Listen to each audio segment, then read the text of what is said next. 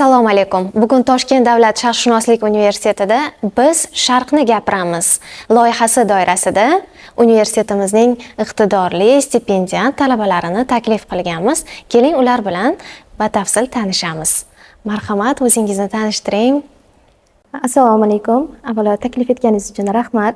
Ismim Ruxsora. Bugungi kunda Toshkent davlat sharqshunoslik universitetining bakalavriat bosqichini tamomlayapman.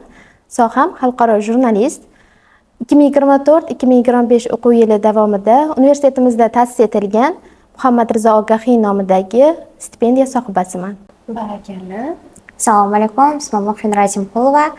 2024-yil Toshkent davlat sharqshunoslik universiteti tarjima nazariyasi va amaliyoti koreys ingliz guruhiga qabul qilinganman va 2024-2025 o'quv yilida yilning o'z mutaxassisligi bo'yicha eng bilimdon talabasi nominatsiyasida birinchi o'rinni qo'lga kiritdim.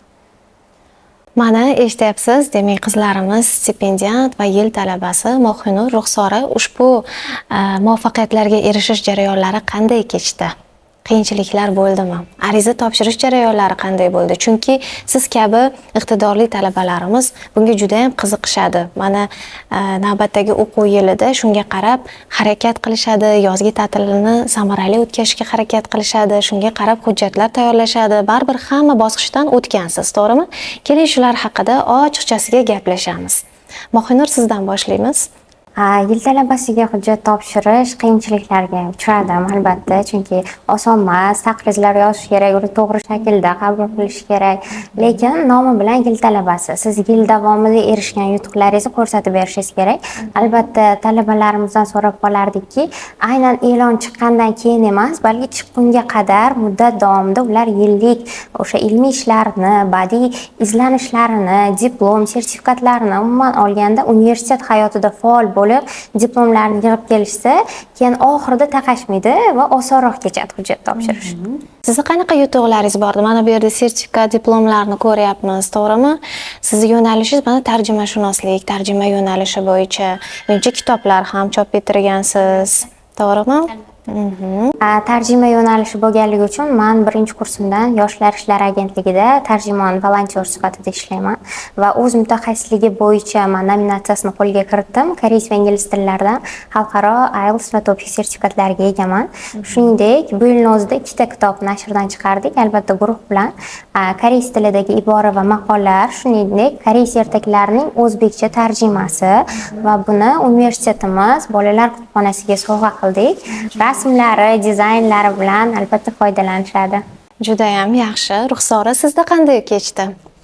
Birinchi o'rinda savolingizga javob beradigan bo'lsam, umumiy stipendiyalar haqida gapirmoqchiman.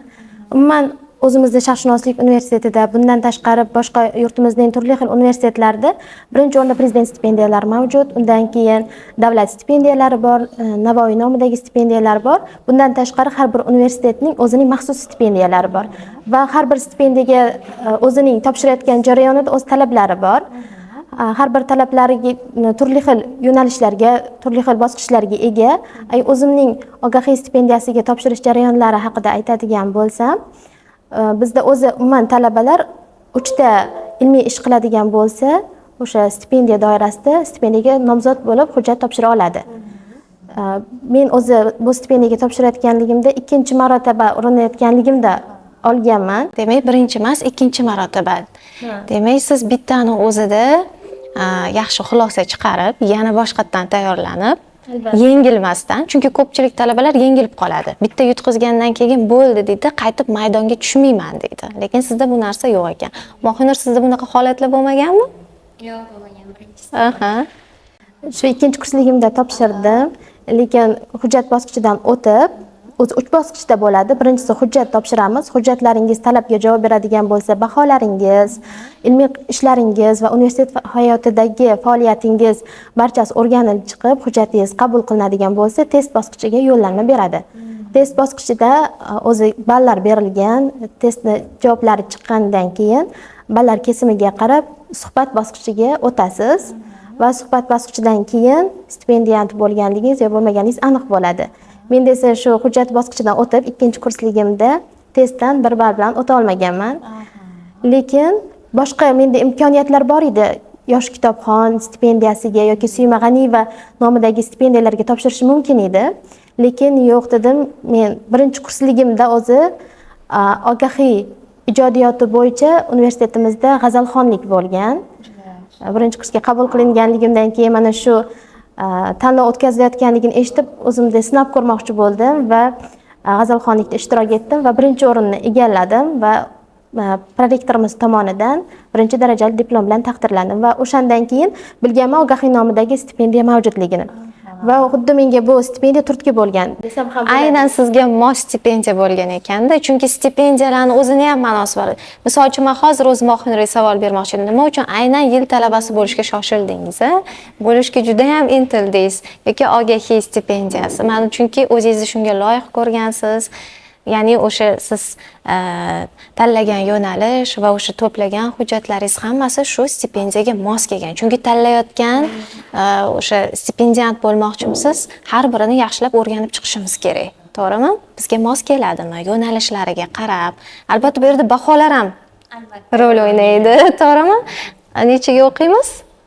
5ga. To'g'ri tushib qolsa nima bo'lardi? To'rt tushadigan bo'lsa ham hozir imkoniyat bor. Maxsus stipendiyalarda ham baho o'z ahamiyatga ega, davlat stipendiyalarida ham. Lekin davlat stipendiyalarida 24% gacha sizda 4 baho bo'ladigan bo'lsa, ishtirok etishingiz mumkin. Agar 24% dan oshib ketadigan bo'lsa, qatnasha olmaysiz. Mana shunaqa talablar bor. Lekin 3 va qoniqarsiz baholar bo'lsa, lekin davlat stipendiyasiga o'quvchi topshira olmaydi. Tushunarli. Yil talabasi bo'lish uchun ham xuddi shunday, ya'ni talablar va nizomlar mavjud. Bu degani demak har bitta fanni yaxshi o'qishimiz kerak bo'ladi va o'sha tanlagan sohamiz bo'yicha, chunki har bitta o'sha yo'nalishda bizda sharh tili mavjud. O'zingiz tanlagan, o'zingiz sevgan sharh tilini mukammal darajada o'rganishingiz kerak bo'ladi. Shunaqa, keyin 3-kursda yana bo'ldi, men ogahiy stipendiyasini olaman dedim. Keyin 3-kursda yana qayta imkoniyat bo'ldi.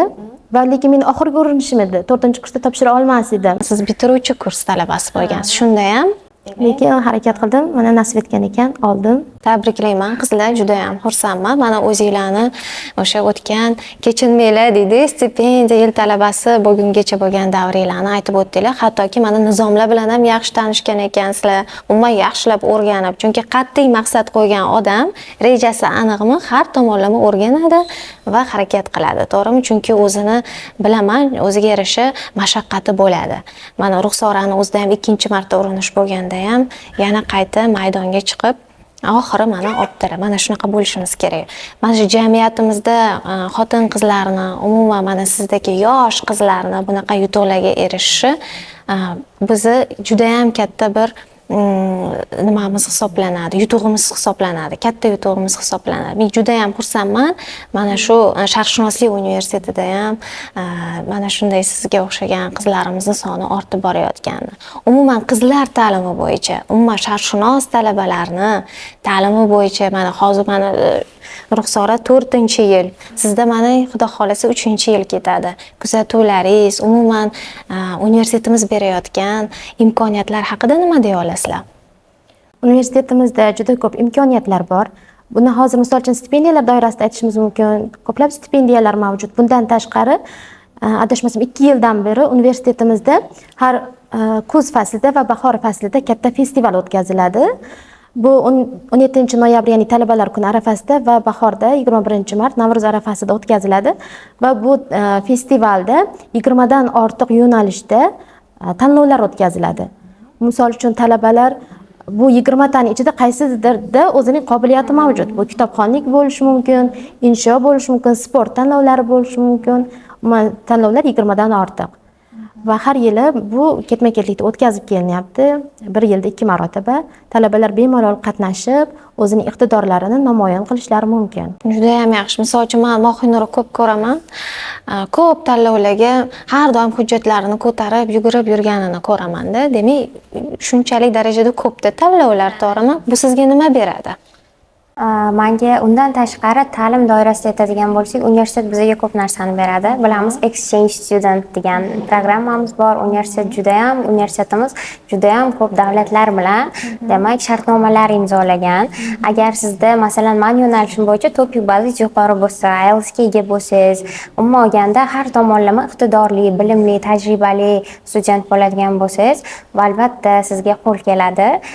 Yo'q deganda bir semestr borib o'qib kela olasiz. Bu ancha plyus hisoblanadi. Keyinchalik kerakli, tajribali kadr bo'lishingizda ham baribir o'zingiz yo'nalishingizga mos joyda o'qib kelasiz. Juda ham yaxshi.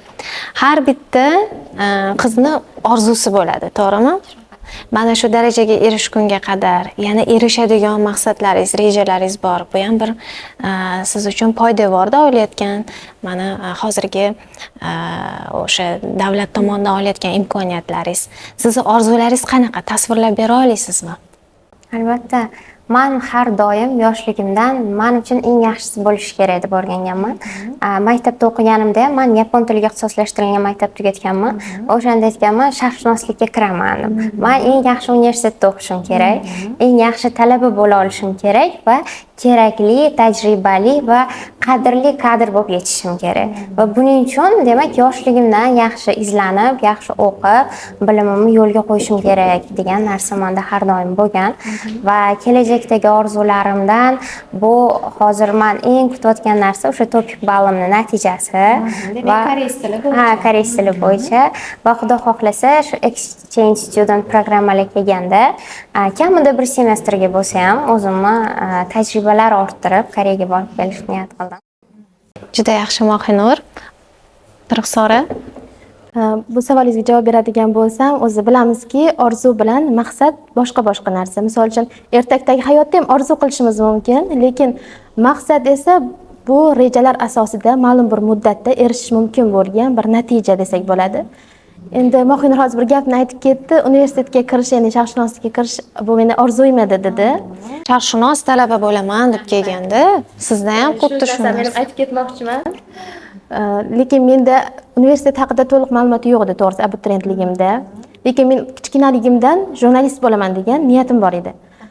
Lekin o'zi hujjat topshirish jarayonlarida Sharqshunoslik universitetini belgiladim va o'zim xohlagan sohamda mana tahsil oldim 4 yil davomida, lekin shu paytgacha ishonch bilan ayta olishim mumkinki, mana shu universitetni tanlab, shu universitetga kirganligim, umuman pushaymon bo'lmadim shu universitetda 4 yil davomida o'qish jarayonlarida. Juda ham xursandman. Agar o'ylayman yana menga qayta imkoniyat berilganda, albatta men shu universitetni tanlagan bo'lar edim deb. Endi orzuyim shu yoshligimda jurnalist bo'lish edi. Bu epladim, uddalayapman desam ham bo'ladi. Endi kelgusidagi orzu emas, men to'g'ri maqsad deb aytaman. Maqsadlarimni aytadigan bo'lsam, hozirgi kunda O'zbekiston 24 telekanalida soham bo'yicha faoliyatimni boshladim. Mana shu faoliyatim nuqtai nazaridan soham bilan birgalikda chet elga, turli xil davlatlarga sayohat qilish niyatim bor. Sizda qaysi til edi? Koreys tili. Koreys tili. Demak, sizda ham koreys tili. Juda ham yaxshi. Chunki soha bilan birgalikda, tanlagan sohangiz bilan birgalikda tillarni, xorijiy tillarni mukammal bilish nur ustiga a'lo nur hisoblanadi. Mana shu narsani epladingiz, to'g'rimi? Eplayapsiz. Bundan keyin ham Xudo xohlasa yaxshi. Va albatta muvaffaqiyatga erishishda o'ziga bo'lgan ishonch juda ham muhim hisoblanadi. Qizlarni, umuman talaba qizlarni, mana o'zingiz atrofingizdagi kursdoshlaringiz o'ziga bo'lgan ishonchi, umuman o'ziga bo'lgan ishonchni oshirish masalalari haqida nima deya olasiz? O'ziga bo'lgan ishonchni oshirish, yoshlikdan oladigan bo'lsak, menimcha atrofdagilarga juda ham bog'liq deb hisoblayman. Ota-ona turtki bera olish kerak farzandiga. Yoshlikdan o'zi xohlagan sohaga, o'zi xohlagan to'garakka yo'naltirsa, u bola sezib boshlaydi. Men kelajakda o'zimni shu kasbda, sohada ko'ra olaman yoki bu men uchun emas, hobbi sifatida ko'ra olaman degan narsa bo'ladi va o'ziga ishonchni qanday qilib oshiradi? Yillar davomida, masalan, har doim ham siz g'olib bo'lib kelmaysiz. Albatta mag'lubiyatlar bo'ladi va aynan mana shu mag'lubiyatga uchraganingizdan keyin ham o'rningizdan tura olishingiz kerak. Harakat qilishingiz kerak, to'xtab qolmaslik kerak. Albatta, oxiri chiroyli yakun bilan tugaydi. Kamida siz o'zingizga tajriba ola olasiz. O'shaning uchun umuman hech qanaqa yangi marralarni boshlayotganingizda, yangi maqsadlarga qadam qo'yayotganingizda qo'rqish kerak emas. Juda yaxshi. Haqiqatdan ham biror narsani boshlaganda qo'rqmasdan tavakkal deymiz, tavakkal. Endi tavakkal deganda hech narsasi yo'q, bilimi yo'q holatda tavakkal qilish emas. O'zining Iqtidoridan kelib chiqqan holatda, demak, oldinga qarab intilishimiz kerak. Ruxsora, siz ham shu fikrlarga qo'shilaman, albatta, Mohinur to'g'ri aytdi. Odam o'ziga ishonchini orttirmoqchimi, birinchi o'rinda o'ylab ko'rish kerak, tahlil qilish kerak. Chunki ishonch bu bizning ichki hissiyotimiz. Bu o'zimizning hissiy tuyg'ularimiz natijasida paydo bo'ladi. Demak, shunday ekan odam o'tirib o'zini tahlil qilishi kerak. Qanaqa jihatlarda mening iqtidorim bor? Qanday zaif tomonlarim bor? Nima qilsam men yaxshiroq natijaga erishaman yoki qanaqa qobiliyatlarimni men yana yaxshilashim kerak degan bir tahlilni o'zini ustida o'tkazishi kerak. Demak, kuchli tomonlarini va zaif tomonlarini aniqladimi, balki uni notiqlikda gapirayotganida, suhbatdosh bilan gapirayotganda o'ziga ishonchsizligi bo'lmasligi mumkin. Demak, o'zini yanada auditoriya bilan ko'proq ishlashi kerak. O'ziga bo'lgan ishonchni baribir ham zaif tomonlarini aniqlab, o'shanga nisbatan harakat qilish natijasida o'ziga bo'lgan ishonchni orttirish kamchilik va xatolar ustida ishlash kerak. Eng asosiysi, to'g'rimi? Chunki qizlarning o'ziga bo'lgan ishonchi, muvaffaqiyat sari intilishi juda ham muhim hisoblanadi. Shu jihatdan sizlarga shu savolni bergan edim. Mana azizlar, sharqshunos qizlarimiz, iqtidorli qizlarimiz Mohinur va Ruxsorani faoliyati bilan umuman stipendiya yil talabasi bo'lish jarayonlari haqida tanishib o'tdik. Menimcha barcha bizni kuzatayotgan talabalarimiz, umuman hozirgi kunda muvaffaqiyatga erishaman degan yoshlarimiz o'zlariga xulosa qilib olishdi, to'g'rimi? Siz qanday maslahat va tavsiyalar berasiz? Umuman oxirgi xulosalaringiz haqida bir sizni ham eshitsak. Ruxsora, nima deysiz mana yoshlarimizga, talabalarimizga, umuman siz kabi mana bitiruvchi bosqichdagi talabalarga ham siz mana bitirdingiz, mana ogahiy stipendiyasini oldingiz, to'g'rimi? Mana bular yil talabasi bo'ldilar. Sizga o'xshab mana shunaqa muvaffaqiyatga erishmoqchi bo'lganlarga qisqacha o'zingizni tavsiyangizni bersangiz, eng asosiy haligi qaymog'ini. Chunki hamma shuni kutadi. Yoshlarga tavsiya bermoqchi bo'lsam, endi talaba bo'lish arafasidagi yoki talabalik bosqichidan o'tayotgan tengdoshlarimga, yoshlarga tavsiyalarimni beradigan bo'lsam, birinchi o'rinda aytadiki, so'rab o'rgangan olim. Ya'ni siz universitetda o'qiyapsiz, universitetingizning qanaqa imkoniyatlari borligini, qanaqa tanlovlari yoki qanaqa stipendiyalari borligini haqida batafsil ma'lumotga ega bo'lmasangiz, barcha universitetlarda Yoshlar ittifoqi faoliyat yuritadi. Ularga uchrashib, bemalol batafsil ma'lumotlarga ega bo'lishingiz mumkin. Demoqchimanki, siz biror narsaga erishmoqchi bo'lsangiz, albatta yaxshi ustoz kerak va o'sha natijalarga erishgan insonlarning maslahatlari kerak. Ular qanaqa bosqichlarni bosib o'tganligi haqida siz kengroq ma'lumotga ega bo'lsangiz, sizning erishish jarayoningiz ham shunchalik osonroq kechadi. Va yana bir narsani aytib o'tmoqchimanki, bugungi kunda yoshlar juda ham iqtidorga ega, bilimga ega, raqobat juda ham kuchli. Siz biror narsaga qatnashdingiz va yengiladigan bo'lsangiz, bu oddiy holat. Chunki siz bilan topshirgan o'sha yo'nalishdagi talabalar sizdan kuchli bo'lishi mumkin. Lekin o'z ustingizda ishlang, taslim bo'lmang. Keyingi safar harakat qilganingizda albatta natijangizga erishasiz. Juda yaxshi Ruxsora. Mana juda ham bir mana shu joyda o'rinli bir nima aytib o'tdingiz. Ustozlarimizning maslahat va tavsiyalari. Albatta har bitta yutug'ingiz orqasida ustozingiz mehnati, ota-onangiz qo'llab-quvvatlovi, to'g'rimi? Xuddi shu masalalar bor. Mohinur, Mani asosiy tavsiyalarim bu talabalik davri atigi 4 yilgina beriladi va bu ko'z ochib yumguncha o'tib ketadigan davr deb o'ylayman. Shuning uchun ham o'zingiz kirgan mutaxassislik bo'yicha o'zingiz baribir xohlab kirasiz shu sohaga, shu sohani yetuk mutaxassisi bo'lib chiqib ketishingiz kerak deb o'ylayman. Masalan, bizda sharq tili bor va uni mana yaxshi o'zlashtirgandan keyin yoniga bitta g'arb tilini ham yaxshi o'zlashtiradigan bo'lsa, albatta maqsadga muvofiq bo'ladi deb o'ylayman. juda ham yaxshi. Mana azizlar, biz Sharqni gapiramiz loyihasi doirasidagi birinchi sonimiz ham o'z yakuniga yetdi. Navbatdagi sonlarimizda biz Sharqshunoslik universitetining navbatdagi talaba qizlari, yigitlari bilan tanishamiz. Bizni kuzatishda davom eting va o'zingiz uchun chiroyli xulosalar chiqaring. Xayr, salomat bo'ling.